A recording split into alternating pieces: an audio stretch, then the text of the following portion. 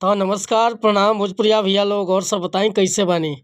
उम्मीद करतानी रउआ सब ठीक ठाक होखा भैया और हमहू ठीक बानी। तो स्वागत बाटे आप सबके राइटर विजय बागी के चैनल पर। और आज उपस्थित बानी रउआ सबके बीच में लेके एकदम साफ सुथरा भोजपुरी मैटर लोकगीत। बहुत बढ़िया गीत के रचना के बानी और दिल से बताओ तनी भैया कि अगर नया म्यूजिक बनवा के तरीका से गायकी कर देतानी तो गाना रील पर पक्का वायरल होके भैया। तो चलिए देर ना करते हुए मैटर के शुरुआत कइल जा कि कैसे गायक बा, का एकर धुन बा, का लय बा।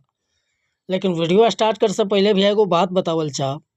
रउआ अगर नया सिंगर बानी या सिंगिंग में इंटरेस्ट बा, अच्छा मीटर के तलाश में बानी, अच्छा मीटर नइखे मिलत, बढ़िया तुकबंदी नइखे मिलत, चाहे मन पसंद के गीत नइखे मिलत, तो भैया अगर हमारा चैनल पर आ गइल बानी तो चैनल के सब्सक्राइब कर ली, बेल आइकन प्रेस कर ली।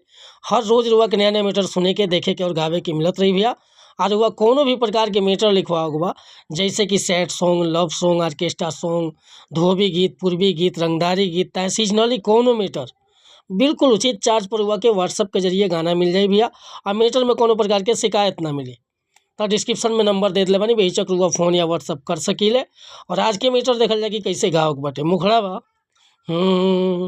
अरे फिदा बदलिए सनम तहरा लुक पो, गर्दा मचवले बारू फेसबुक पो।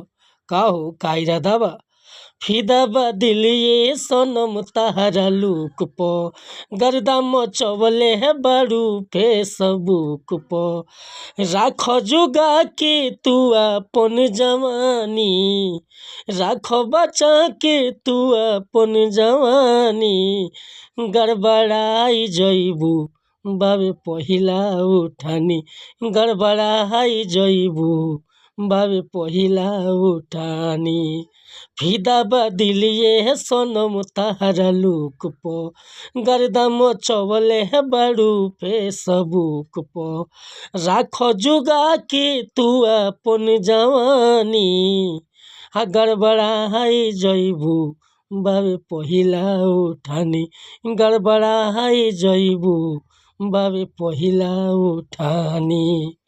तो भैया ये मुखड़ा लेकर वह सबके बीच में उपस्थित रहनी है। अगर हमसे गाँव में कोनो त्रुटि भइल तो क्षमा चाहता नहीं, काहे कि हम गीतकार बानी, सिंगर ना।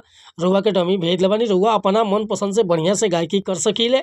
अगर मीटर पसंद बा, फुल गीत चाही तो बेहिचक हमरा व्हाट्सअप नंबर पर संपर्क कर सकीले।